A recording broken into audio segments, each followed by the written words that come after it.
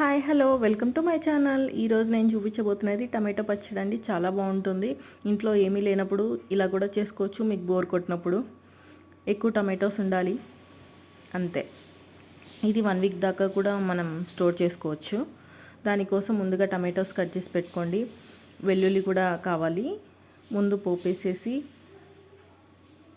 Tomatoes అన్నీ cut చేసుకున్నవన్నీ దాంట్లో వేసేసి బాగా ఉడికిన తర్వాత చింతపండు వేయండి. మన క్వాంటిటీకి తగ్గట్టుగా వేసుకోండి. దాని తర్వాత కొంచెం పసుపు వేసేసి మూత పెట్టేసేయండి. బాగా ఉడకాలి. ఉడికిన తర్వాత మిర్చి పౌడర్, కారం అంతే అండి. ఇంకా స్టవ్ ఆపేసుకొని కొద్దిసేపు అలాగే ఉంచండి. మొత్తం చల్లారిన తర్వాతనే మిక్సీలో వేసి గ్రైండ్ చేసుకోండి. గ్రైండ్ చేసుకున్న తర్వాత మళ్ళీ పోపు వేసుకోండి. పోపులో కొంచెం ఇంగువ వేస్తే చాలా టేస్ట్ ఉంటుందండి. రైస్, రోటీ బాగుంటుంది.